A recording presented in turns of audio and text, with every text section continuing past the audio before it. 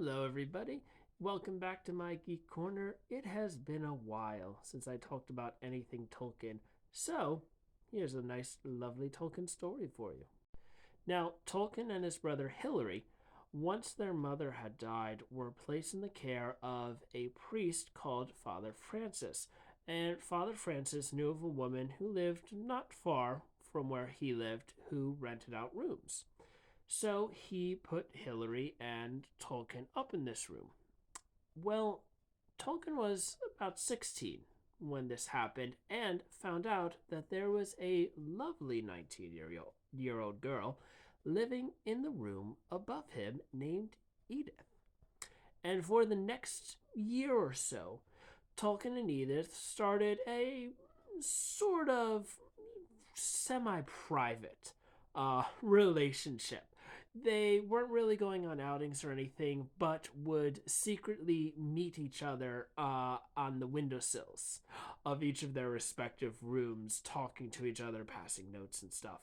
The next year, in 1909, things got a little more serious. They started secretly arranging to meet one another. However, Father Francis caught wind of this and forbade Tolkien from having this romantic venture with Edith. The reason for this mostly being was that Tolkien needed to get into Oxford. There was not very much money left over from his mother. Father Francis was mostly paying for both Tolkien and Hilary out of his own pocket. And so Tolkien needed to get into Oxford. He needed to pass his studies. And having a girlfriend on the side kind of distracted from that. Now, this actually proved to be actually a good idea because Tolkien failed his first attempt at Oxford, which honestly was not that uncommon.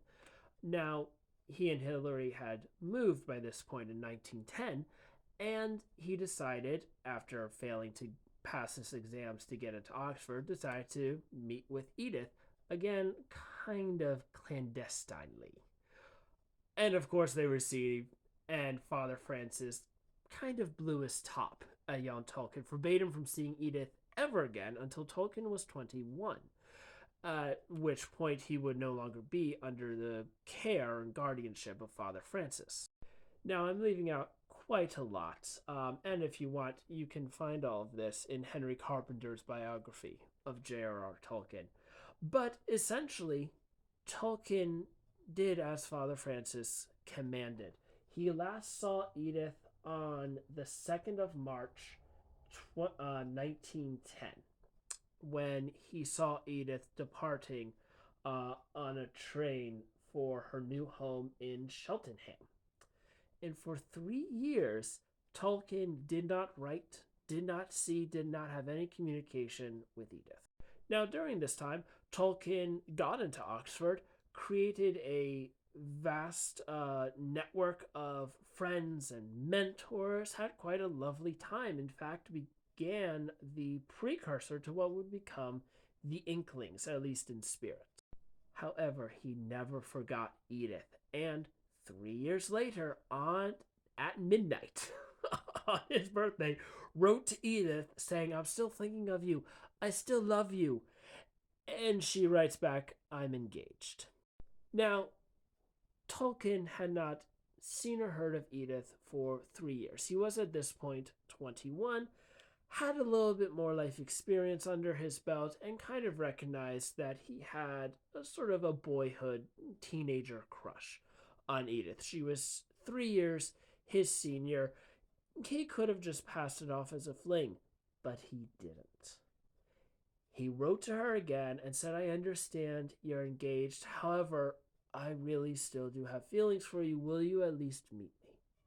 Will you consent to one meeting with me just to see? Just to see. And if nothing happens, I'll leave you alone." Well, lo and behold, he meets with Edith, finds out that her engagement was more just a thing of convenience. She had had no other suitors. This man that she was engaged to was the first since Tolkien, and she kind of had written Tolkien off. So when she met with him, saw that he was sincere, pretty much was swept off her feet and agreed. So I've skipped over quite a lot of stuff. It is such a heartwarming, romantic story that even after so long, Tolkien pursued Edith and won her over. And as has been mentioned before by myself and others, this romantic courtship became the base for one of the greatest love stories in Tolkien's Legendarium, that of Beren and Luthien. And if you have stayed this long, here's a little extra bonus point for you. Edith, as I said, was 3 years Tolkien's senior. That is, she is 3 years older than him.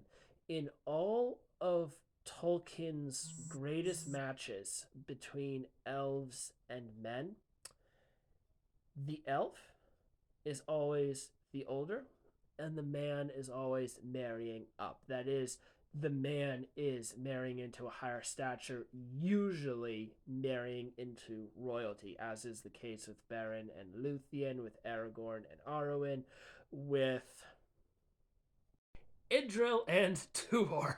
My mind blanked there for a second, but all of those elvish women were all princesses, so you can see just how much Tolkien valued Edith and their relationship.